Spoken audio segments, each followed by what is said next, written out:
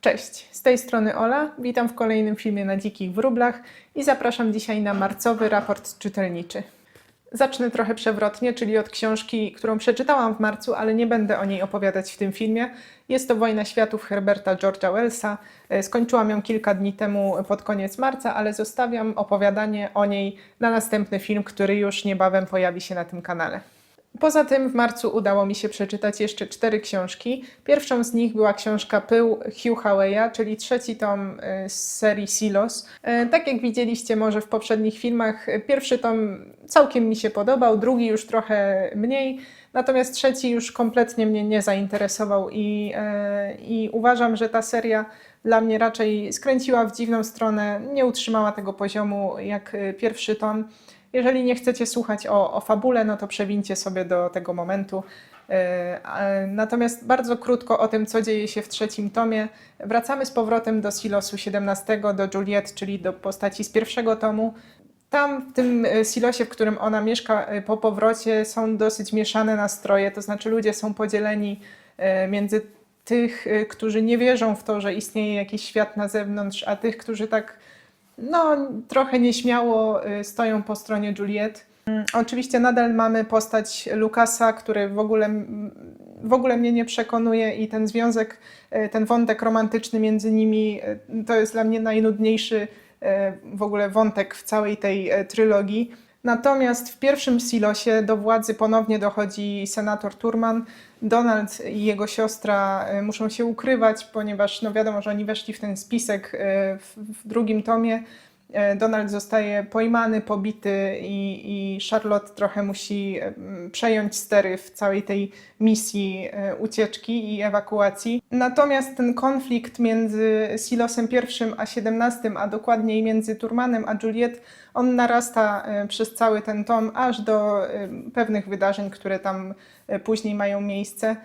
Dużo było elementów, które mi się tutaj w tym tomie nie podobały. Przede wszystkim uważam, że on jest bardzo naiwny w całej swojej formule. To znaczy mam wrażenie, że ten pierwszy tom był jednak najpoważniejszy z nich wszystkich i ten pomysł był tam całkiem dobrze osadzony, a tutaj w tym trzecim tomie dużo rzeczy mi się nie zgadzało. To bardzo naiwne wydawało mi się zachowanie Jimmy'ego, czyli Solo, tego mężczyzny z Silosu 18.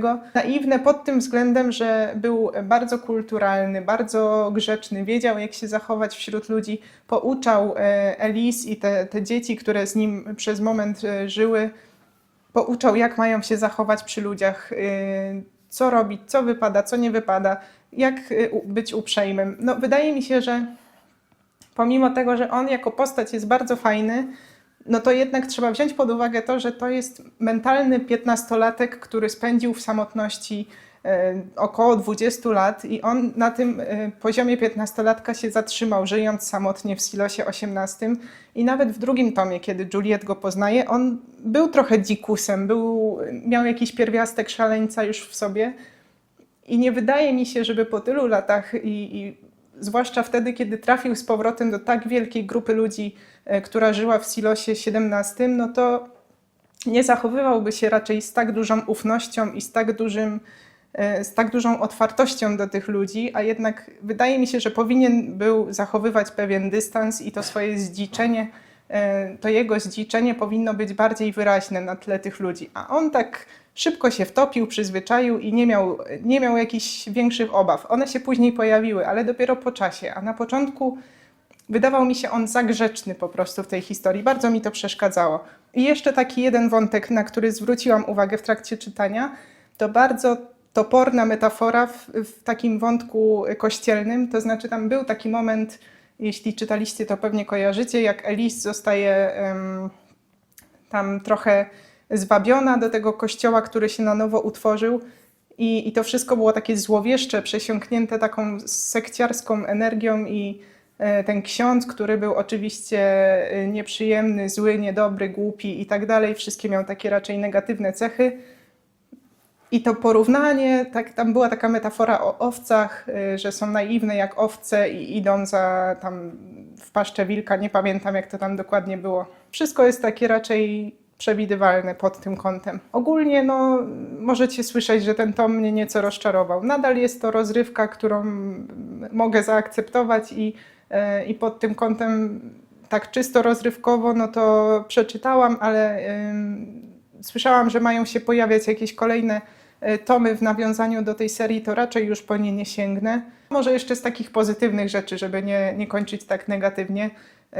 Cała ta historia dosyć ciekawie pokazuje, jak działa propaganda, jak łatwo jest manipulować ludźmi i wmówić im zupełnie jakieś absurdalne rzeczy, a na dodatek też takie zachowania ludzi w sytuacji, kiedy są na jakimś skraju, są no, czy w zagrożeniu, czy po prostu w sytuacji zagrożenia stają się bezwzględni i jednak to ego gdzieś bierze górę, więc pod tym kątem no to jest to ciekawe. To tyle, jeśli chodzi o Silos. Cieszę się, że skończyłam tą serię. Nie pastwię się dalej. Pierwszy tom był super.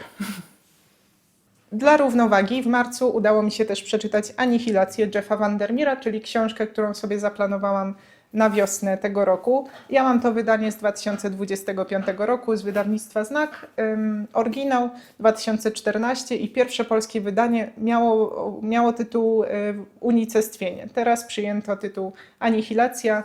Dosyć popularna książka w ostatnich miesiącach, więc na pewno ją widzieliście.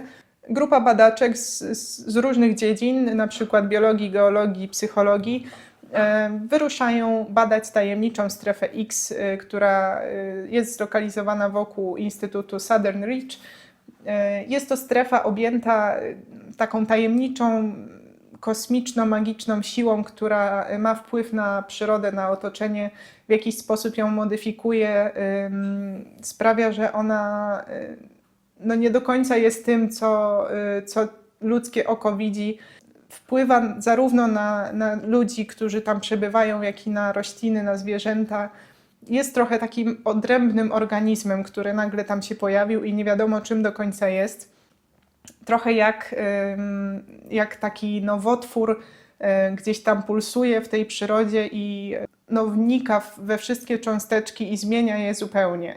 I również wpływa na nasze bohaterki, które wyruszają tam, one niezbyt są zgrane ze sobą, szybko tam dochodzi do konfliktu, odkrywają jakąś wieżę czy jakiś tunel zakopany w ziemi.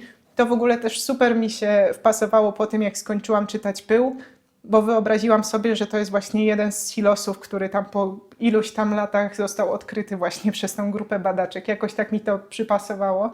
W każdym razie wracając do historii, one odkrywają ten tunel i tam trafiają na dziwne zjawisko, napisy na ścianie, które są jakby z grzybów, z jakichś takich organizmów niewiadomego pochodzenia. Na tym się głównie opiera ta fabuła, bo one badają, kto jest odpowiedzialny albo co jest odpowiedzialne za te napisy, jak to się dzieje, że one tam cały czas się tworzą.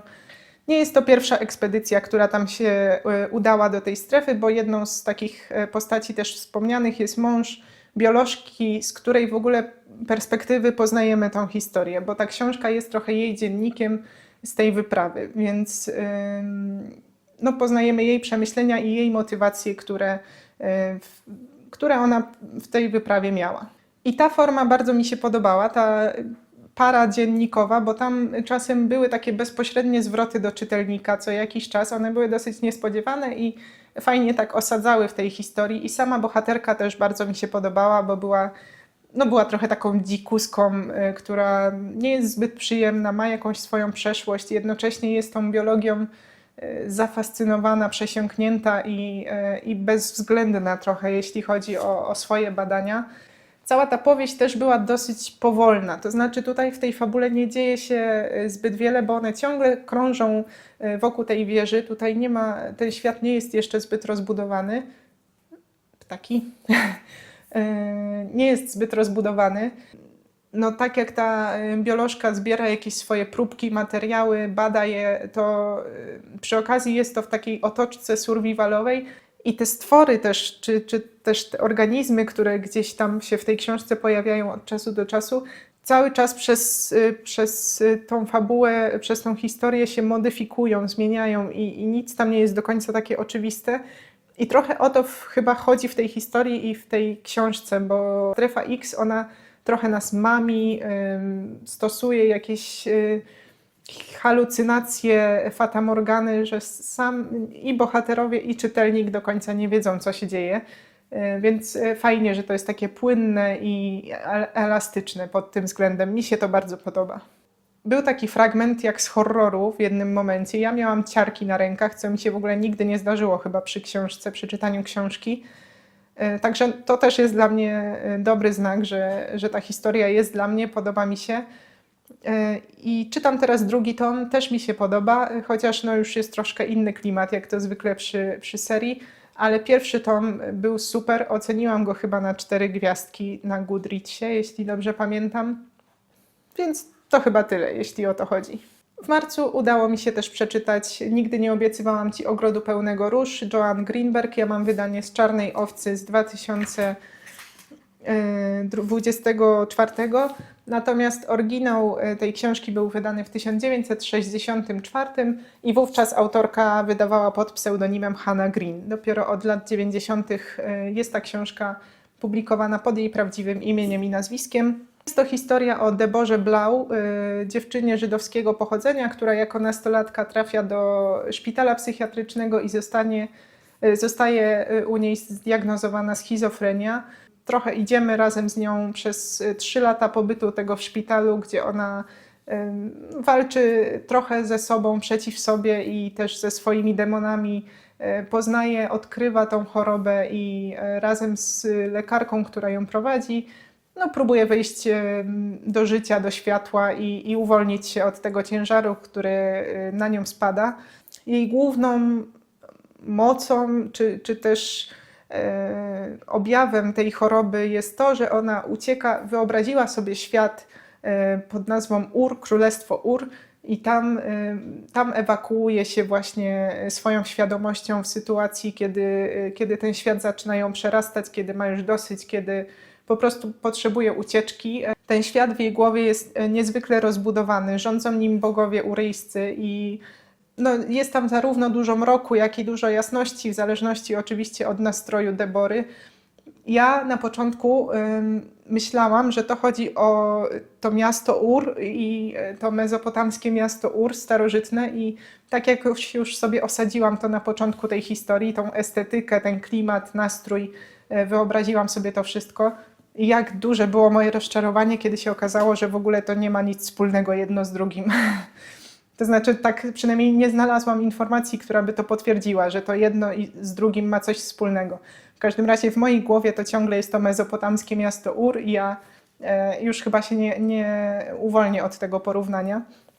W każdym razie to królestwo, ci bogowie, którzy go zamieszkują, oni są oczywiście okrutni, manipulują umysłem Debory i no, sprowadzają ją cały czas bliżej siebie, nie dają jej tej swobody, żeby ona się od tej choroby uwolniła. Oczywiście to wszystko dzieje się w jej głowie. I ciekawe w tej książce jest to, że ona też nie jest taka jednoznaczna, to znaczy miesza te światy, tak jak się Deborze miesza świat rzeczywisty z tym wyobrażonym, no to też książka nie rozróżnia trochę tego, to znaczy ta narracja nie rozróżnia tych dwóch światów. Między dialogami, które dzieją się w prawdziwym świecie, ona jednocześnie toczy dialog z tymi bogami i próbuje jakoś tam stawić im czoła. Ogólnie Debora jako bohaterka jest dosyć bohaterką trudną dla mnie. Ja na początku nie mogłam się do niej przekonać, nie mogłam jej polubić i irytowała mnie bardzo. Nie chciało mi się trochę czytać tej książki, szczerze mówiąc. Później dopiero gdzieś zaczęłam się w nią bardziej angażować. I na koniec byłam już na takim etapie, że mocno jej kibicowałam. Może to było tak celowo napisane, w każdym razie podobało mi się też to, że ona ma taki oddech w pewnym momencie, bo jest dużo emocji tutaj przez tę książkę przechodzi i ona jest bardzo sinusoidalna, nie jest równa, jeśli chodzi o fabułę, bo idzie trochę do przodu, potem się cofa, idzie znów do przodu, no tak jak to z chorobą bywa. I pojawia się też taki oddech momentami, kiedy jest bardzo potrzebny i to jest fajne, że ta historia taka jest właśnie niejednowymiarowa. Pojawia się też wątek rodziców i rodziny, która jest, trochę się tego wstydzi, trochę nie wie, jak ma reagować na tą zmianę, na obecność córki. Rodzice nie wiedzą, jak reagować na obecność córki w szpitalu. Jest jakaś rysa taka w społeczeństwie, czy też jakieś piętno, które na takich ludzi spada i zwłaszcza w tamtych czasach, kiedy ta powieść powstawała, czyli to były lata 50. ubiegłego wieku, no to dużo się zmieniło od tego czasu i to piętno może już teraz nie jest takie duże, ale gdzieś na pewno jeszcze w społeczeństwie jest, więc no warto sobie wyobrazić, jak to wyglądało 70 lat temu. Dodatkowo ta historia jest autobiograficzna w jakiś sposób, ponieważ autorka poniekąd opisuje swoje doświadczenia, kiedy została u niej zdiagnozowana schizofrenia i sama spędziła chyba 3 lata właśnie w ośrodku zamkniętym, no, gdzie też musiała się mierzyć z chorobą, więc to poniekąd są jej doświadczenia, które oczywiście są nałożone na jakąś wyobrażoną bohaterkę. Jeżeli ktoś się też interesuje takimi tematami, no to myślę, że warto spróbować, zwłaszcza, że ona powstała w tym samym okresie co Szklany Klosz i chyba jednak Szklany Klosz zyskał większą popularność, a o tej książce nie słyszałam, szczerze mówiąc, wcześniej, dopóki gdzieś tam nie trafiłam na nią w księgarni przez przypadek. Także polecam, myślę, że warto się zapoznać. Na koniec zostawiłam moje odkrycie tego miesiąca, zupełnie przypadkowe. Mianowicie jest to książka Opowiedz im o bitwach, o królach i słoniach Matiasa Enarda w przełożeniu Filipa Łobodzińskiego z wydawnictwa ArtRage z zeszłego roku, wydanie 2025. O tej książce mówiłam w poprzednim filmie, że kupiłam ją na targach książki w Poznaniu, tak trochę losowo, przypadkowo. Przeczytałam ją w 1 albo 2 dni. Ona jest dosyć króciutka, bo też jej forma jest dosyć prosta. W zasadzie nie ma tutaj jako takich rozdziałów, są takie notatki, czasem na pół strony, czasem na 2, bardzo różną mają długość.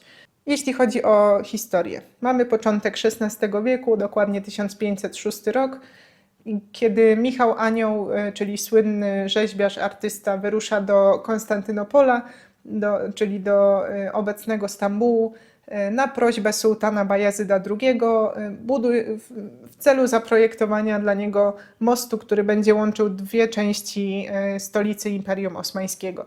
Dużo form tutaj ta książka zawiera, bo mamy listy Michała Anioła do swojej rodziny, do braci, mamy dziennik, mamy narrację pierwszoosobową, trzecioosobową, dużo tutaj tych form się miesza. I ta książka cały czas tak żyje. Ciężko mi to powiedzieć, ale ona jest dla mnie bardzo żywa.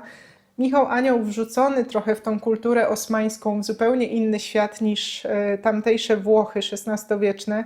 On uczy się tej kultury, poznaje ją, jest nią zafascynowany. Dostaje też takiego przewodnika, który go oprowadza po tym świecie, opowiada mu, tłumaczy mu wiele rzeczy.